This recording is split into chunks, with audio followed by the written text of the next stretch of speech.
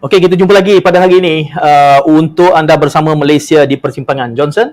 Good evening, welcome to Malaysia 360, Malaysia at the Crossroads, specifically GE15.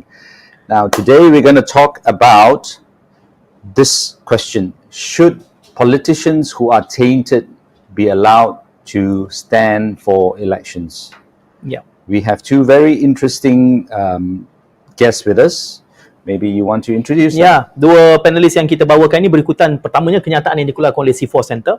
Jadi bersama dengan Cynthia Gabriel menjadi tetamu kita yang pertama. Hi Cynthia, how are you? Okay, are you muted? Yeah. Can you unmute yourself? Okay. Terima kasih. Thank you. Ya, terima kasih kerana bersama. Dan ada juga ni kawan baik kepada Johnson menyertai kita dipanggil Yat saja. Nurhayati Nordin CEO Rasuah Busters. Apa khabar Yat? Boleh panggil Yat ke udara?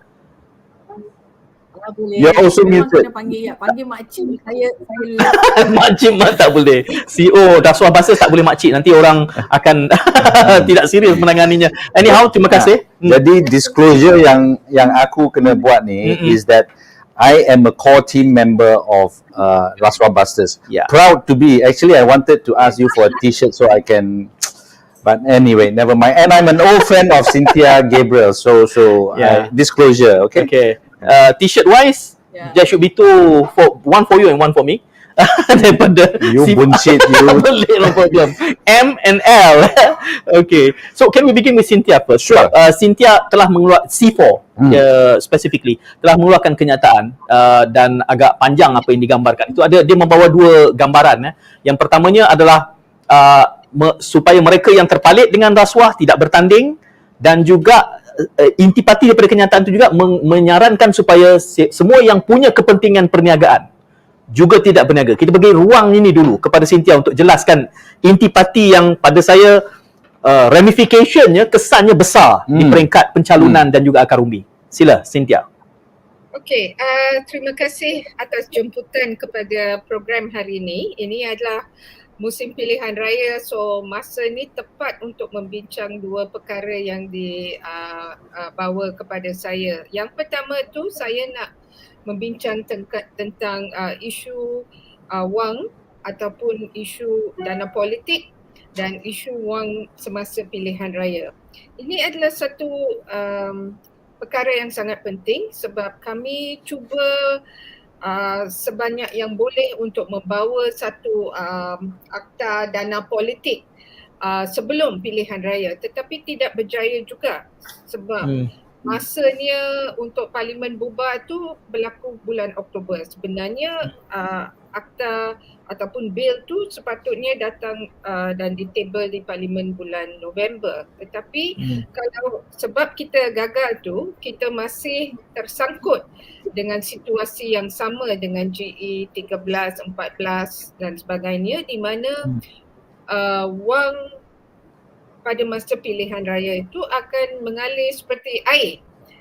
Tidak ada apa-apa kawalan sebab tidak ada undang-undang untuk cuba memberi penalti yang besar kepada calon-calon yang cuba menggunakan wang untuk membeli undi. Ini adalah satu perkara yang kita tahu sudah menjadi satu isu yang sangat besar, dan kadang-kadang wang itu adalah perkara yang akan sebanyak boleh You can speak in English. undi kepada sesuatu calon. So siapa yang ada lebih wang tu akan menang.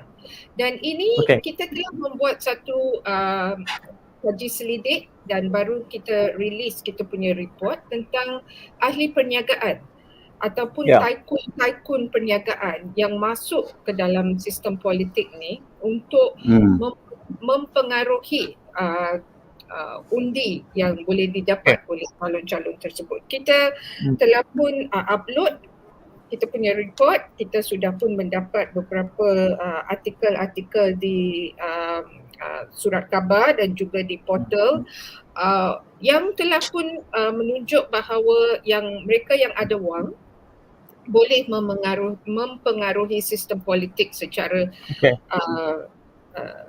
agenda mereka yang besar tu. So it is money that will win the political rules dan sebagainya. Dan kita sudah cuba memberi 15 case study dalam report tu. Kita boleh download dalam website C4, www.c4center.org.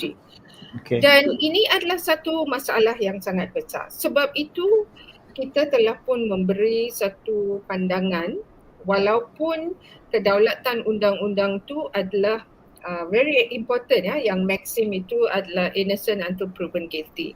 Tetapi ada beberapa pemimpin politik dan mereka ni adalah presiden ataupun pengerusi parti politik masing-masing. Kedua-dua belah mereka on the two sides of the divide tu, seperti Presiden UMNO, former Secretary General of DAP dan juga Presiden muda terpalit dengan isu rasuah di mahkamah.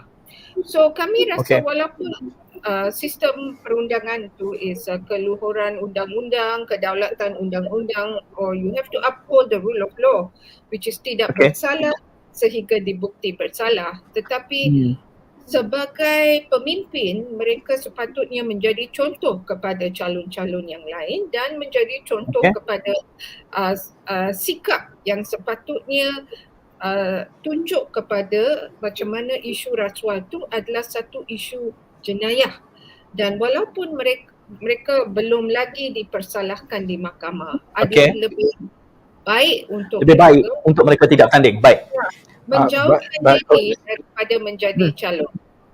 Okay. So, but before Yap takes on that question, you see, in this case then, it would be great if the prosecution or the judiciary is working fairly and not influenced by politicians. But I'm not saying that specific people are, but we know there are instances that the politicians, the powers that be, have influenced prosecution or even courts in our history, right? So if there is political persecution and false charge is made against an opposition leader, then that would automatically rule them out. How do we deal with something like that? That's an incredibly important question, because a lot of the reform efforts are about independent institutions, and the judiciary is perhaps the single most important institution that has to be more independent than independent, if you get the drift of what I'm saying. So while we are very concerned about political persecution, and also because the Attorney General is not an independent agency as it stands today, and we have also been promoting for a separate public prosecutor's office which is independent and so on, we feel that it is still very important for the leaders of political parties, especially those that have been called to their defense, which means there's a prima facie case against them, that they may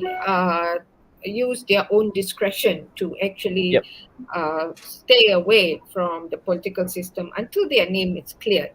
Because the message that we want to send adalah, kita boleh ingat masa sebelum mantan Perdana Menteri Najib tu dihantar ke penjara, isu Moscow tu merebak secara sensasi, di mana jenayah rasuah tu nampak macam tidak serius, that you can go all over the country, do whatever you like, just because there was a stay on his sentence.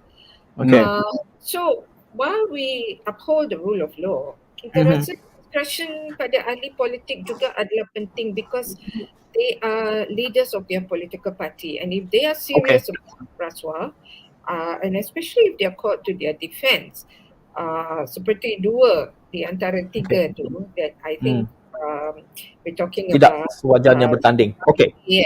Syed Saddiq. It is actually very critical that there is enough check and balance in the political party respectively to ensure that they can actually speak up for what is the Okay. best decision to make.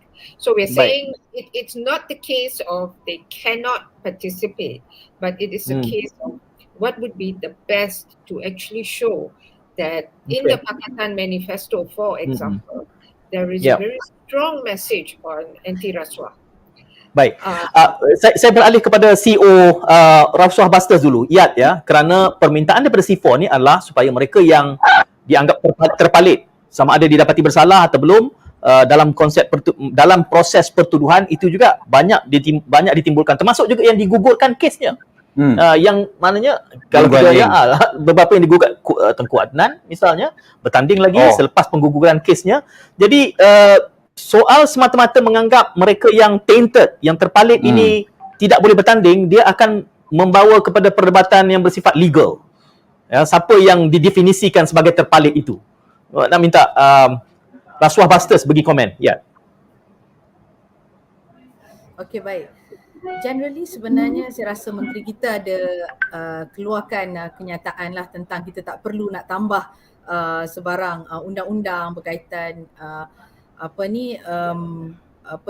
siapa yang boleh bertanding. Adakah sekiranya mereka terpalit maka mereka tidak boleh bertanding. Saya rasa mungkin prinsip yang diambil adalah memang everybody is presumed innocent until proven guilty. Tetapi soalnya di sini di pihak Rasuah Busters sebagai sebuah gerakan rakyat, soal terpalit dengan rasuah ataupun kes mahkamah, maybe if you are talking about legal, dia banyak perkara legal, tetapi whether is ethical atau tidak. Sebagai satu perjuangan yang mengangkat nilai moral karakter bangsa, kita bercakap tentang etika itu mengatasi segala-galanya, moral itu mengatasi segala-galanya.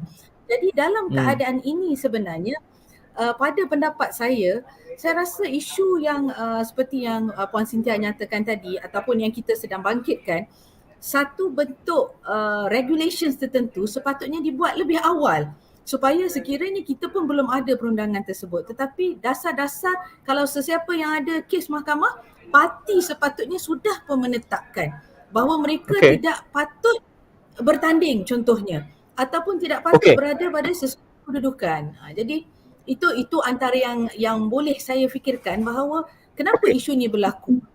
Ya. Saya ada keresahan sikit pada peringkat saya sekurang-kurangnya Johnson ya, kerana saya gambarkan tadi ada yang sudah dalam kes bosku jelas convicted, didapati bersalah. Tetapi beberapa nama yang disebutkan oleh Cynthia tadi proses sedang berjalan. Dan ada satu grup lagi, kelompok lagi yang digugurkan, siri pengguguran kes ini. Ya, digugurkan kesnya juga kesalahan rasuah. Kalau apabila Yat sebutkan perlu ada kaedah, perlu ada undang-undangnya. Kita tahu dalam konteks PRU 15 ni sudah agak terlambat. Tetapi mungkin masa depan boleh dipikirkan.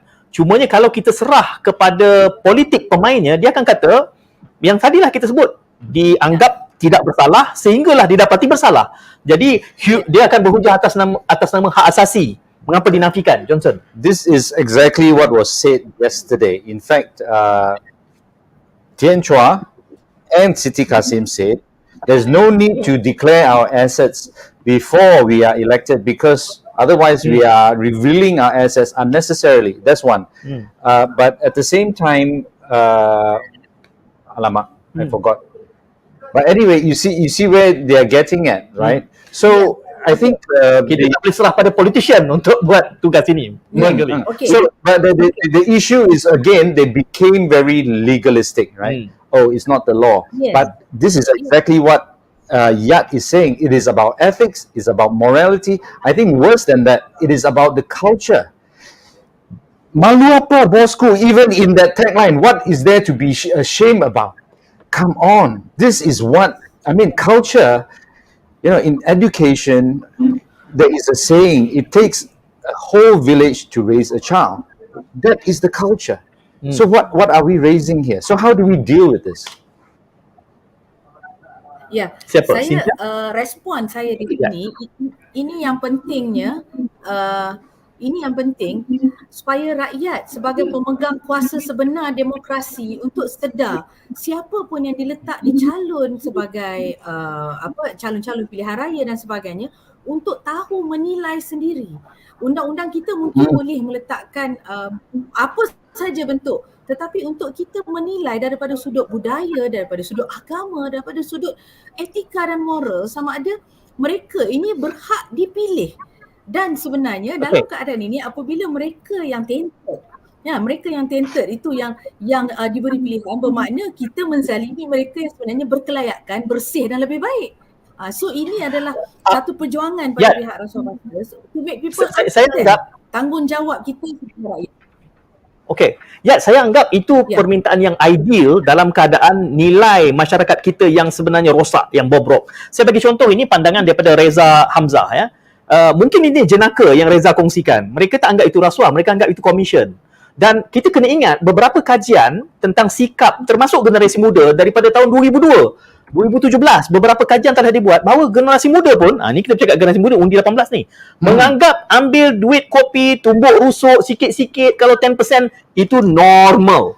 Dan itu akan menjadi masalah. This is exactly what I'm talking about. It has become culture, right? And now I want to relate this back to what Cynthia was saying, that rich people or very rich people should not be allowed to run. And I think there is some merit in that argument, because if we sit back and think, the media has such a big influence on how we think, on culture. And I believe, without naming any names, there are many media outlets out there today that are owned by politicians, or they have a huge influence on politicians. So do you think to sort of counter this rot, this corruption, that we should even consider regulating the media?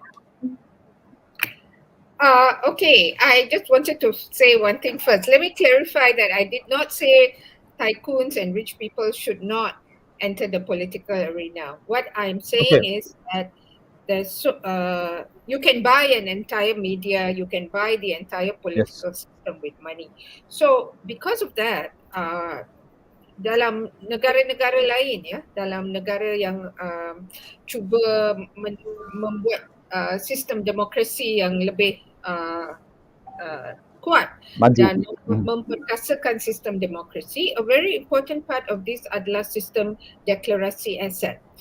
So if you're rich and you want to get into politics, itu tak ada masalah, tapi you kena disclose and declare your wealth sebelum masuk. And for 5 years, you have to make sure that your wealth hasn't moved exponentially, especially since kamu ada access sekarang kepada public funds. So that is actually very important. But what I'm saying is that the institutional reform is what is actually very critical to ensure that we have the rule of law in the true sense of the word. And I also disagree with the fact that the culture that we have today is actually the fault of the rakyat, because it all starts with the top. The fish rots from the top, kita kata. And so the top is what I was referring to, president parti politik, for example. Pemimpin-pemimpin yang paling tinggi, that if they just disregard the fact that they have been called to their defense, prima facie case telah pun dibawa kepada kes mahkamah, then I think we have a problem, because pemimpin-pemimpin memberi pesanan yang salah kepada rakyat to say that commission tu tak salah, rasuah tu tak salah, money laundering tu tak salah, jenayah rasuah tu tak berapa serius. So itu adalah message yang sepatutnya kita memperbetulkan, because if we have good leaders and transparent leaders, dan leaders yang akan membawa accountability kepada sistem pentadbiran, kita boleh macam ada masa depan yang lebih cerah, that we know that there is a system that will enforce itself. Cynthia, saya nak petik apa yang Cynthia jawab tadi tentang kaitan tuntutan CM ini, C4 ini, C4 ini ada kaitan dengan deklarasi aset, dan ini dibincangkan semalam. Saya rasa Johnson timbulkan. Cuma pandangan Tian Chua sekurang-kurangnya disokong pula oleh Siti Kasim, deklarasi perlu dilakukan kalau menang. What do you think about that? Bukan sebelum. Bukan sebelum Ya. bertanding. Hmm. Deklarasi aset perlu dilakukan hanya kalau calon itu menang. And there is a good example. Saudara Rafizi dah declare yang pertama.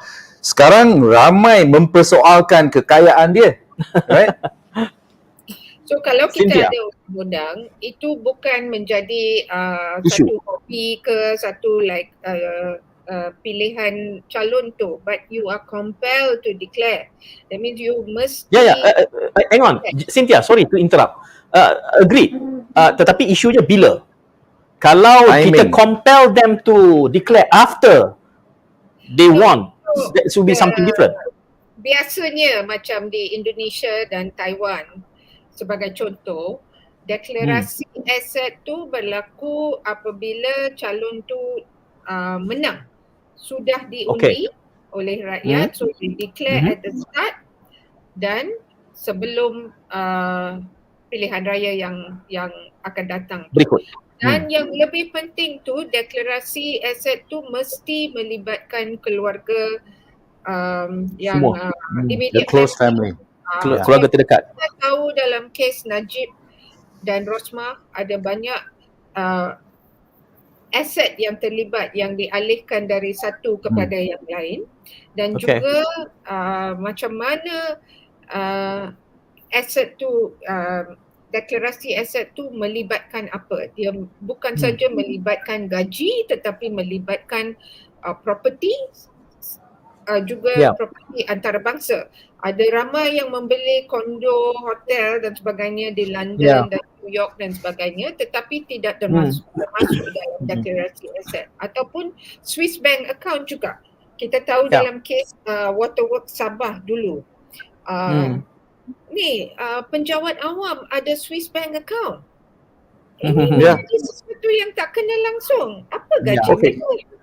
So you have raised one more thing, that even the head of public service, IGP, MACC chief dan sebagainya, semua kena melakukan isu deklarasi aset. Okay, now you see what you have raised, it brings further questions. Okay, so what? I'm rich. So what if I have a Swiss bank account? Do we then go on to the next question?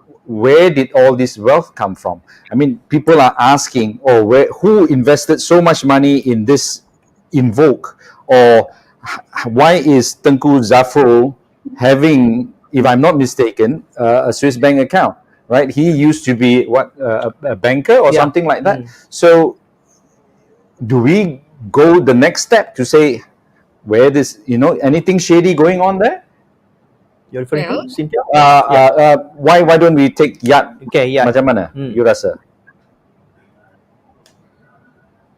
Yat? Pandangan Yat terhadap Saya sebenarnya line saya tak berapa. Okay. Maybe we get Cynthia to respond first. Yeah. Okay. You would Boleh. I think Yat is trying. Okay. Can't really hear you, Yat. Boleh. Cuba. Boleh dengar. saya boleh dengar, tapi cuba cakap Yat. Yes. Boleh. Boleh Yat. Boleh Okay. Ya, boleh. Saya tahu topik ini adalah tentang asset declaration, sama ada sebelum atau selepas pilihan raya. Pihak Rasuah Basters berpendapat dan bersetuju dengan Cynthia bahawa memang deklarasi aset tu perlu berlaku sebelum pilihan raya. Kita especially Cynthia dalam keadaan ini, cuma kita tak ada masa yang cukup tentang political funding dan sebagainya. Pada pihak kami, by all means, ketelusan yang perlu diketahui oleh rakyat untuk mereka membuat pertimbangan dalam pemilihan itu perlu ada caranya. Jadi deklarasi aset sebelum daripada pemilihan calon adalah antara kriteria-kriteria untuk kita melihat komitmen ahli-ahli politik itu sendiri, sama ada mereka serius atau tidak. Itu pendapat kami berdua lah, saya percaya Cynthia. Okey, sama ada tekanan yang dibawakan oleh C4 dan Rasuah Basters ini berbekas atau tidak, kelihatannya seperti tidak berbekas. Betul-betul. Nama-nama yang disebutkan tadi tu kemungkinan besok akan masih tetap dicalonkan. Dengan pelbagai alasan yang sifatnya legalistik disebutkan oleh kawan saya yang lawyer inilah. Besok ketiga-tiga nama tu dijangkakan semua. LGE, Syed Saddiq, Presiden UMNO Datuk Seri Zahid, kemungkinan besarnya seperti yang telah diumumkan. Berarti apa, Cynthia? Adakah berarti tuntutan ini tidak sampai, ataupun kita boleh mengharap mungkin PRU depan baru kita akan dapat realiti ini berubah? What do you think about this? Not only that, just to tambah on the same point, can we regard these three cases as the same or different? Cynthia. Kes-kes ni ada fakta tersendiri, so they are different. Tetapi yang ada common issue tu adalah isu salah guna kuasa, isu criminal breach of trust, dan juga ada juga isu kes money laundering. So yang isu deklarasi aset tu, pertama tu adalah penting supaya semua yang sudah masuk ke dalam sistem urus tadbir kerajaan dan juga yang telah masuk parlimen mesti membuat deklarasi aset. Itu yang pertama. Yang kedua tu, buat masa sekarang, sebelum undi itu dibuat, ini adalah masa di mana kuasa di tangan rakyat. Ini adalah masa apabila rakyat boleh meminta calon-calon yang mewakili konstituensi mereka untuk minta, can you please tell me your worth, ataupun meminta komitmen anti rasuah seperti apa yang dikerjakan bersama di antara Rasuah Busters dan C4, supaya calon-calon tu setuju dengan komitmen ataupun manifesto yang telah pun dikemukakan kepada rakyat. Bukan saja untuk masa pilihan raya, tetapi selepas menang, apakah komitmen yang akan diberi oleh rakyat. So untuk menjawab soalan Johnson tadi itu, saya rasa ini adalah menjadi satu perkara yang sangat penting untuk kita tanya soalan seterusnya. Dari mana wang itu datang? Kalau source dia adalah legitimate, adalah sah. Macam Tengku Zafrul tu dinamakan dalam Pandora Papers. Bila kita tengok nama dia di Pandora Papers, semua orang tanya, kenapa? Apa perlunya? Saya tahu you're a banker, I know you're rich. Tetapi sebelum you masuk ke dalam sistem politik, you kena declare your asset first. You kena declare why are you coming in. Kamu, you are Menteri Kewangan and you have to show some kind of accountability. You have to show transparency in the system. So ini yang saya risau, kita masih tidak ada ketelusan, tidak ada accountability dalam sistem. So if anything that the rakyat can do now, di mana kuasa di tangan rakyat, kita perlu memberi tekanan kepada semua calon tu, show me that you are committed. Tunjuk kepada saya dan apa komitmen kamu. Are you going to declare your assets? Are you going to support akta dana politik? Are you going to support reformasi institusi dan sebagainya? Kalau you sudah menang and you still don't do it, then next election the rakyat will kick you out. No need for the political party to wait for elections dan sebagainya. So ini sepatutnya menjadi message yang kuat. Right. I think in terms of, thank you for pointing out that I'm a lawyer, so I can talk about reforming the law. It sounds to me, both our guests agree, there needs to be some reform, some kind of kaedah and all that, right? So one thing that could be done, for example, is every political party requires their candidates to declare internally first. There is a vetting process that looks at their wealth and the source of their wealth. Right? The other thing, now this is radical, never been done before as far as Malaysia is concerned. I don't know about overseas. What if people who offer to run for that constituency, they have to face the rakyat first? Do a town hall meeting or something like that. Kalau yang setuju, baru boleh nomination pergi ke SPR. I mean, I'm just talking about possibilities, right? But this is basically, so our government agencies or SPR have to work that much harder to come up with mechanisms to check all this. Do you think that's realistic? Who are you referring to? Okay. In fact, just to follow up, perhaps I could suggest Rasuah Busters with his loud, hailer and the reach perhaps some kind of survey should be done and ask people for innovative mechanisms to deal with corruption. What do you think? Yeah, I think we should welcome any kind of suggestion bagaimana kita boleh menambah baik untuk anti-corruption or tahap integriti kepimpinan yang akan dilantik. Kita welcome. Tapi in practical, seperti yang kita katakan tadi, contoh if we have like a town hall session, tapi kalau orang ramai yang datang tu dia dengar, bila orang offer duit dia ambil juga, dia pilih orang lain. Those things that when we met people, this is when Rasuah goes to the ground, ini adalah situasi-situasi yang sangat sukar dijangka kerana satulah corruption is very systemic, everybody knows that. Jadi perkara ini memang apabila kita lihat, dia memang perlu dibetulkan daripada akar umbi. Saya kena potong di situ kerana saya jadi nak marah. Saya rasa kita jangan apatis dalam hal ini, dan itu niat kami di Malaysia 360. Kita tidak mahu apatis, kita mahu kebencian rakyat kepada rasuah tu jelas. Sekurang-kurangnya kita dah sebut beberapa nama tadi, dan saya kira bersama-sama kami Rasuah Buster C4, kita harus sebut nama ni berulang kali bahawa nama ini sepatutnya jangan diberikan undi atas alasan moral, etika. Termasuk 13 nama yang dikemukakan di dalam dokumen C4 yang saya lihat media tidak menyenaraikan 13 pihak yang dikatakan punya kepentingan politik ke bisnes. Dalam laporan media tidak keluar 13 nama itu. Jadi saya rasa kita masih apologetic. Di dalam sebutlah nama. Saya tak tahu, saya kena tanya Cynthia yang ada nama itu. Okey, yang saya ada nampak dalam WhatsApp misalnya Presiden UMNO tadi banyak directorship dia. Sebab itu saya maksudkan, mengapa tidak kita kempen, kita sebut je nama ini supaya rakyat rasa jijik, mual, benci, najis rasuah ini sama ada terbukti atau tidak, sudah ada prima facie. Senaraikan nama ini, kita kempenkan, jangan pilih mereka ini. Itu caranya kita nak didik rasa benci pada rasuah. Oh, Rasuah Buster tak akan buat macam tu. Rasuah Buster baik sangat. Betul tak? Rasuah Buster tak cukup garang nak menimbulkan kebencian. Sekurang-kurangnya sudah ada prima facie.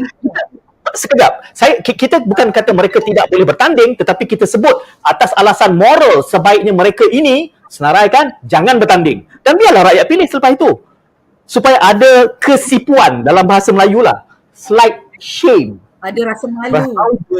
Ada rasa malu. How do you draw the line? Let's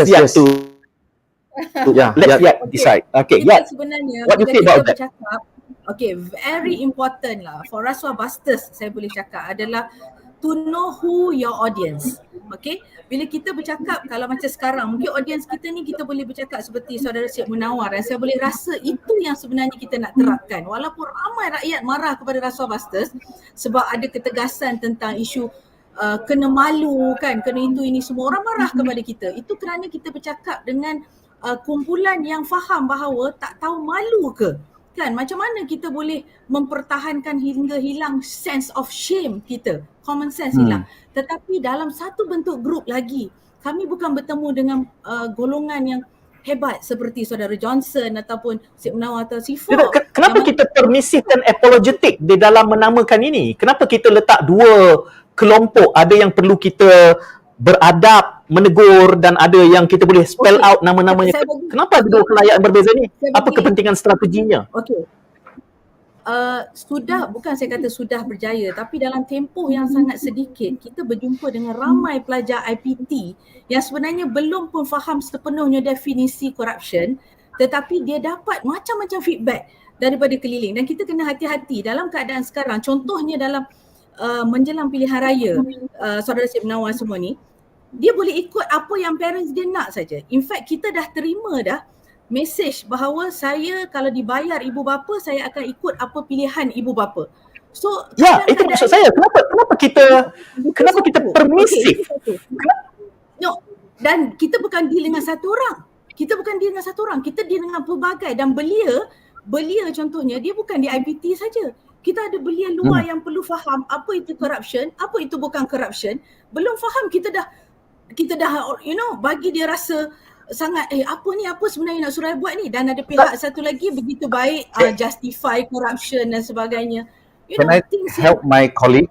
Okay, if you can. So as a core team member, right, and as a spiritual person and someone who believes in reform, who believes that political change must come from values, if we start going around pointing fingers at people, that is a judgmental attitude to a certain extent, right? That's not what I'm saying. I Okay. disagree with you. What are you saying? My point is this.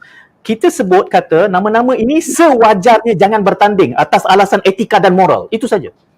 Walaupun belum dibuktikan, kerana higher moral itu yang kita nak lihat, khususnya datang daripada pemimpin-pemimpin parti yang disebut tadi, Presiden muda, Chairman DAP dan juga Presiden UMNO. Kalau mereka benar-benar inginkan nilai politik tinggi atas sebab moral, besok jangan letak So nama like, dalam orang. like the Japanese, if you are taken in politics, I step aside. Okay, fair enough. Yeah, that's fair. Tunggulah PRU berikutnya So bertanding. this is what I was talking about. Budaya Malaysia ni, ini tak malu. What I wanted C4 and kita pula bergaduh berdua adalah Kita marah. let us speak Tapi saya bayangkan contoh saya bayangkan saya akan buat TikTok, saya akan sebut benda ni. Saya kata tiga-tiga orang ni sekurang-kurangnya because mereka presiden. Mereka kena tunjukkan moral tinggi ni, besok jangan pergi calon. You ada bodyguard ke tak ada? Tak apalah kalau mati-mati syahid. Cynthia, silakan. Satu lagi contoh, walaupun mahkamah telah membebaskan Tengku Adnan, ini adalah disebabkan kita tidak ada undang-undang dana politik. Saya nak cuba membagi tahu ini adalah satu masalah yang sangat besar juga dengan Datuk Seri Ahmad Maslan. So they just have to pay a fine dari segi Ahmad Maslan. Hanya kerana aktanya belum ada. Itu adalah dia kata actually the crown witness telah pun daripada accused menjadi crown witness, dia kata actually it's a political donation. So political donation tu tak ada masalah, itu bukan satu bribe. So itu menjadi masalah di mana kalau kita ada gaps atau loophole dalam sistem undang-undang, kita akan membebaskan mereka yang korup juga. So ini menjadi masalah di mana kalau kita nak secara conscience mereka untuk esok jangan pergi menamakan nomination calon, I don't think it is going to work. So saya nak memberi sure yang sangat jelas kat sini that we need reformasi undang-undang dan kita perlu sistem kehakiman yang cukup bebas, because then only rakyat akan percaya kepada sistem demokrasi yang ada. Sekarang rakyat buat apa yang mereka suka because there is no clarity in terms of apakah definisi rasuah yang Puan Yat kata tadi, dan juga apakah yang betul, apakah yang salah, menjadi macam kabur. It's grey. Okay, so hang on, let me pretend to be Siti Kasim. This issue of corruption has been going on and on and on. Politicians have come and gone.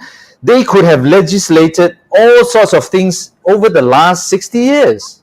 Why has it not been done? Why is it so difficult?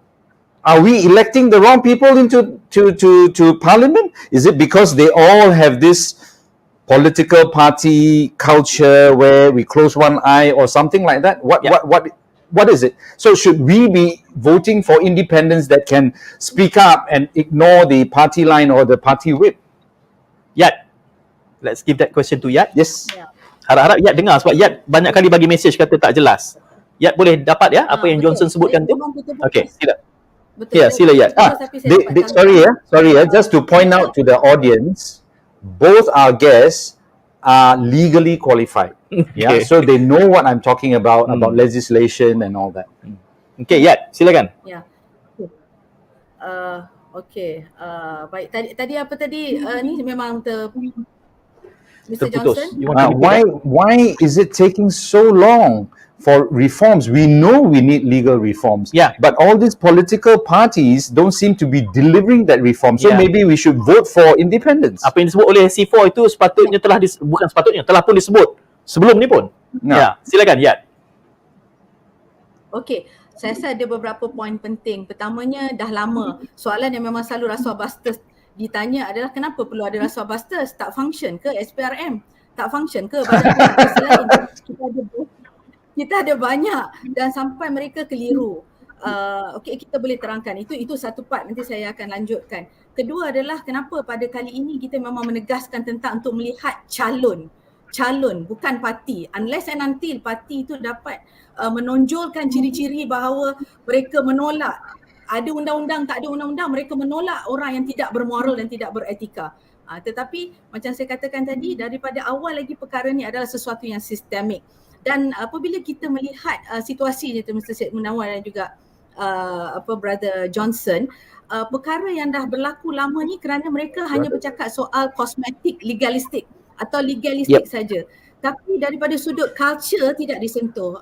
Kami dimaklumkan officer-officer yang datang bercakap tentang section itu, section ini. Walaupun saya, Cynthia, ada background legal, tapi I really have to talk dalam language that can be translated to make the people understand the impact of corruption, which maybe tidak diterangkan oleh badan-badan penguatkuasaan. Okey, siapa kena tangkap, itu yang didapati bersalah ataupun kalau disiasat. Kalau kita tengok kes ditangkap berapa aja, kes disiasat berapa, kes yang convicted berapa. Makin lama makin sikit. Okay. Kosmetik itu one thing. Yang selain daripada itu tu adalah kerana kita tidak carry daripada sudut yang satu lagi. Legal reform is one thing. Social sanction kita tak bagi kepada orang-orang ni. Ini satu perkara yang pada pihak kita ada. Apa tak bagi? Tak bagi apa? Ujung tadi tu. Social sanction. Conscience. Social sanction. I see. Mana public untuk ini yang saya nak minta dibuat. Social sanction, susah nak buat. Sanction ini yang kita nak minta. Tapi in budaya kita tak. Hang on. We need to let Cynthia go. Yes, Cynthia please. need to leave early. Jadi I think I was told Cynthia need to leave early. Anyhow, saya berniat bila kita bincang tentang ini, ia membawa kepada PRU. Yes. Kerana kalau kita nak bincang topik ini memang tentang rasuah, dia akan panjang. Yes. Ada banyak solusi-solusi dan pandangan-pandangan yang sebenarnya sudah bertahun dicadangkan, tidak terlaksana. Tadi Yat juga sebut. Kita ada SPR, GIACC, EAIC, IIM, unit integriti di setiap. Tapi indeks rasuah kita makin meningkat. Dan sebenarnya mewujudkan semua institusi ini sendiri adalah merupakan satu ketirisan.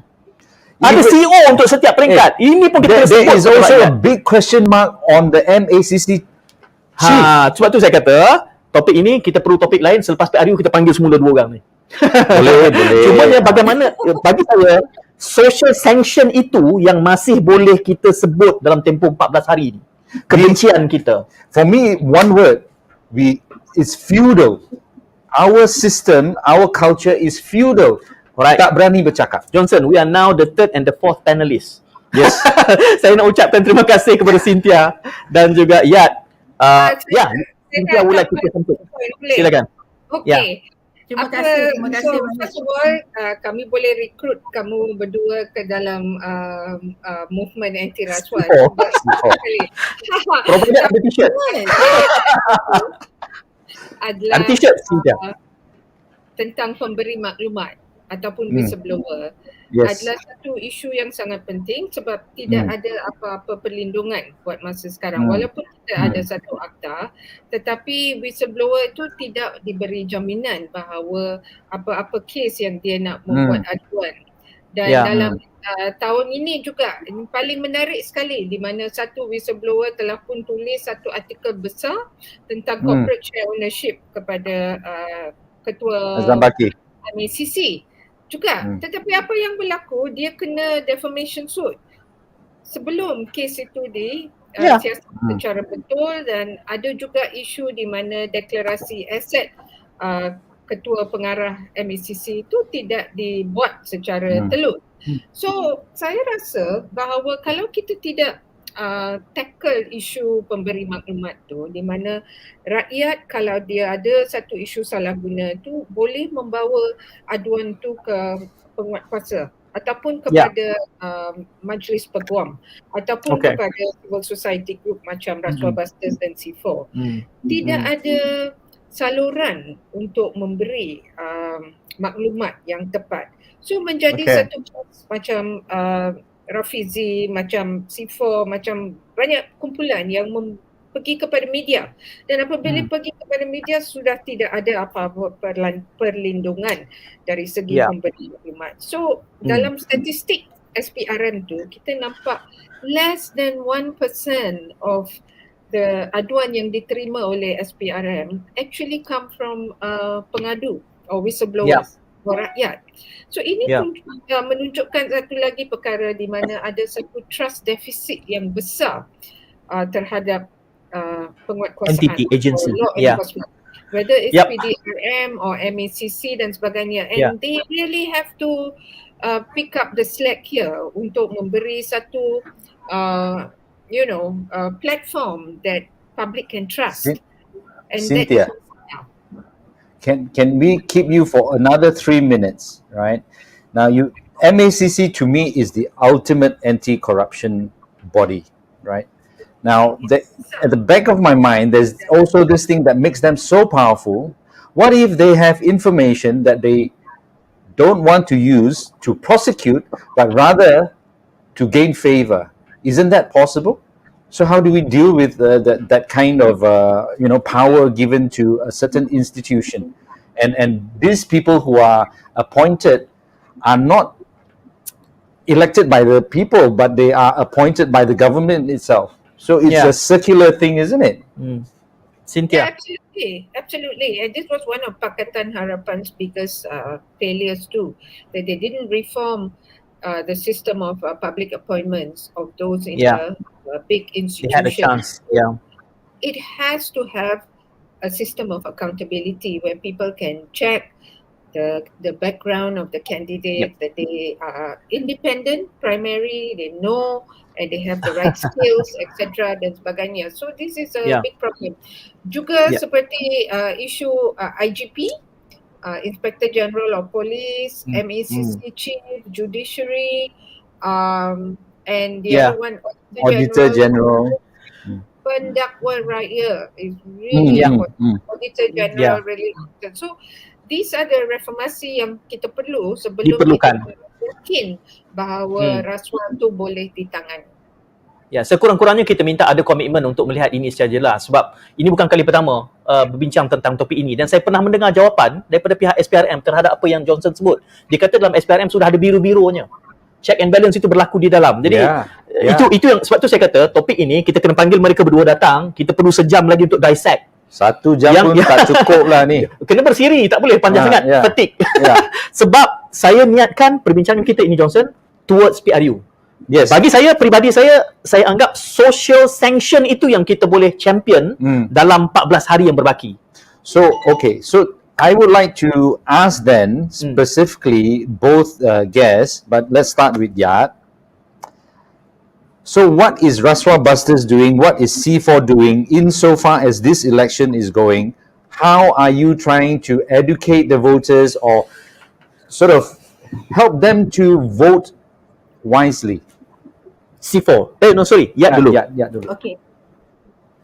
Yat dulu. Okay, for Rasuah Busters, we actually talk on 3, boleh dengar ke? 3 bahagian utama through our Kompas Rasuah Busters. Number 1 is on to target voters turnout, increase numbers for voters turnout. So we give education on how to vote, why to vote, who are the quality leaders. Kami menyenaraikan 6 ciri-ciri yang berkaitan untuk memilih calon yang betul. That is firstly. Secondly, on APPG reform, we get panelists, we interview people, we do TikToks, everything untuk bercakap tentang reform agenda, that what Cynthia mentioned, political funding, Whistleblowers Protection Act, AG separation of powers, also on that. And the third part is what will happen if you choose the wrong people. So those who has corruption issue, apa implication, dan apart from that, we actually have already planned, and insya-Allah selepas daripada penamaan calon, kita nak mereka ada satu ikrar yang paling simple, ikrar komitmen terhadap anti corruption, bina negara berintegriti, and insya-Allah kita akan teruskan RB test, a psychometric test yang kita akan offer kepada semua calon-calon, dan kita tengok siapa yang berani ke depan untuk menduduki exam tersebut, ujian tersebut, untuk check tahap integriti mereka. And the other one is kita ke seluruh negara bersama Rasuah Busters State Chapters dan juga coalition semua masuk ke kampung-kampung, appear ke kawasan penamaan calon dan bersama dengan pelajar-pelajar IPTA bergerak. Kita di zon utara 400-500 student akan berlaku dalam 15 hari bulan lebih kurang, sentiasa sehinggalah 19 hari bulan nanti. Ini amat penting dan mesej yang kita sampaikan, yes, macam saudara Syed Munawar kata, for this election, tetapi very important to tell them also that bukan tugas kita hanya pada 19 hari bulan. We have to follow up and keep the ground swelling so that the reform yang Cynthia sebut tadi tu, kita semua rakyat take part dalam menentukan supaya ianya tetap terlaksana. Itu antara yang kita buat. Antaranya. Just a quick one. Sorry, we'll come to you, Cynthia. But I know about this. So there is a push for rakyat biasa to go up to the wakil rakyat, calon wakil rakyat, or the wakil calon rakyat, if they are sincere, to go to Rasuah Buster, the center or whatever, to say on video, I pledge this. Am I right? So are you all suggesting to the calon wakil rakyat supaya go to Rasuah Busters and pledge on video that they will not be corrupt and so forth? Yeah, question to Yat. Oops, sound is out. Yeah, I think she's typing. Yat tak dengar kita. Yeah. Okay. Let's move on to Cynthia. Yeah. Yes, Cynthia. Okay. I just wanted to say two things very quickly. We released a report yesterday on the influence of business in politics. And that one was a very specific focus to actually try to get political parties to put in clean candidates and candidates that did not use money to influence the political system, which even as we were releasing it, we knew that they weren't going to listen to us anyway. Yeah. And we had Lim Guan Eng actually respond to that by saying that he's going to contest anyway, and that he doesn't agree with our opinion, etc., and all that. So it had some impact because they immediately responded.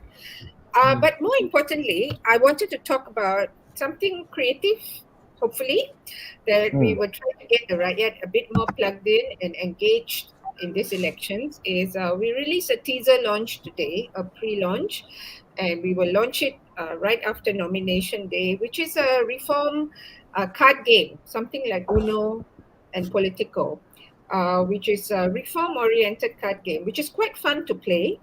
And it's called Build My Town, which means that the players are actually members of parliament, but they are given cards which would look like some are dirty money, some are clean money. And how is it that they can build their constituency without getting into any abuse of power and rasuah? And the winner will be those that can build their town without getting into corruption. So it's a way to actually get users a bit more plugged into why we need reformasi institusi, why we need reformasi undang-undang. The elections called early is a bit of a disadvantage to us because we wanted to have a few weeks for public education before pembubaran parliament. But still, it is something that we can actually try to make headway, and we will be asking for political parties from across the divide to give us a space where we can actually introduce the card game to public and to actually sell it. So it's like a send us your promo video. We might play it before our next show. The public to buy and play. So we're hoping that with more creative means, and now we have social media, we can actually have a card game. The last elections, we actually had a kleptopoly board game, which sold like hotcakes because people then started to know all the different stolen property that was released by the Department of Justice back then on the Monopoly board, etc. And then that sort of taught people the gravity of what 1MDB was Okay. about previously. So I think Cynthia. we are also evolving, Rasuah Busters, for trying to look at where we can actually get to the heart of people and find a way to get them interested in the cause, because it's not just our cause, but it is the cause of every Malaysian. Cynthia, allow us to come over and feature all these board games and whatnot, so that we can, engage public even more through Malaysia 360. So I'd like to thank both of them, Yes. Cynthia and Yes. Yat. Terima kasih. Minta maaf kami Terima menjadi kasih. panelis yang ketiga dan keempat pada hari ini. Kurang sabar. Saya agak marah bila topik ini dibincangkan. Sama. I've been discussing about this topic since the last 26 years or so. I've been asking the same question and getting the same answer. Actually, I was thinking about the same thing. I am angry, but how can I be angry with these two ladies? It's okay. Right? I'm so sorry. I vented my frustrations to both of them. Terima kasih banyak Cynthia, terima kasih banyak Yat. Thanks for coming on. Ya, jumpa lagi. We need to let them go. Yes. Cynthia is rushing. Yalah, Terima masa ni kan kasih. semua orang sibuk. Baik, jumpa lagi. Okay. Anda masih bersama kami sebab saya nak kongsikan. Ya, okey. Terima kasih Yat dan Cynthia. Ada beberapa pandangan komen penonton kita ni. Pertamanya Faizal, dia kata spektrum politik Malaysia ni sangat unik. Ada 1001 kisah. So saya minta nanti Faizal kongsikan apa antara kisah-kisah. Sebab ada 1000, mungkin kongsi 3. Spektrum politik ni sangat Ini masih unik. kita bincang soal banyak cerita-cerita tadi masih nak bertanding. Okay. Kemudian Zack Zaidi pula, ini yang Johnson sebut tadi, kenapa baru sekarang nak buat dia tanya kan, sekarang baru sibuk-sibuk nak buat benda ni semua. Basically benda ni it's easier said than done. Nak mengubah buat reformasi ni kita dah bercakap lama. It's political will lah. Tapi when it's political will is the political party's will, kadang-kala kabur sikit. Ya, betul. Tapi menarik, Zack Zaidi dia cadangkan ini. Dia kata suruh ajak Tommy Thomas dengan Fakoya sekali. Oh, I'll be happy to. People that I know, people that we know. Yeah. So let's Kita telefon Alif. Alif, mana Alif? Alif cari Tommy Thomas dan Latif Fakoya. I'll call Tommy now. We'll call after the show. Tapi saya nak tanya sikit Johnson tadi, bila disebut soal Rafizi declare asset dan 18 juta lebih, saya tak anggap itu kaya. Well, Kerana apabila saya dapat gambaran, bagi aku kaya lah. Kerana itu adalah nilai share dalam syarikat. Yes. 16 juta, kemudian EPF dia lebih kurang 1 juta.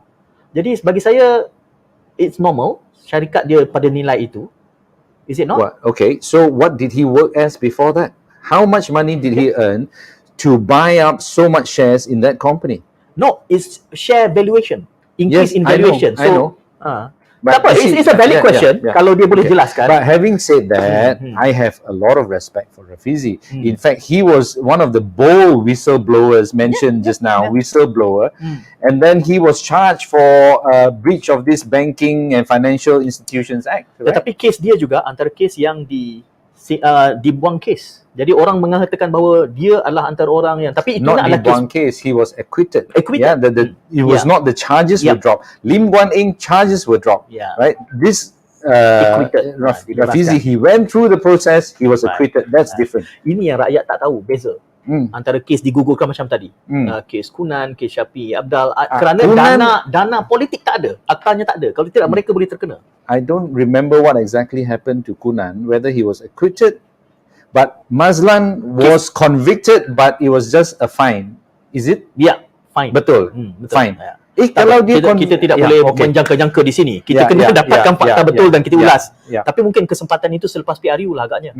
Maybe I would suggest, can the audience please put in your comments and correct us if we are wrong. We are not perfect. Neither of us profess to be experts in everything. We just would like everyone to start participating in this public discourse. Ini buat bicara yang berbeza daripada yang lain. Kita menganggap ia bersifat bottom up rather than top down. Jadi apa yang anda ingin dengar dibicarakan, siapa yang perlu tampil, anda boleh beri cadangan. Jadi untuk hari ini kita usai di sini. Besok penamaan calon. Yes. Esok hari besar. Siapa yang bersama kita besok? Esok we have Professor James Chin. There you go. A very reputable professor of Asian politics, I think, right? Many media always call him for his opinion, Okay. and he is we are very lucky. He is willing to join us tomorrow. Although he is in Sabah, he's going around, but he is going to join us, and he's going to be talking to both of us. It's a special session. We are going to let him share his views, but maybe we'll also grill him a bit. Yeah, of course, whoever appeared on our show will definitely be grilled. Hopefully. Kita jumpa lagi besok pukul 6 petang. Syed Munawar dan Johnson Chong. jumpa lagi. All right. See ya.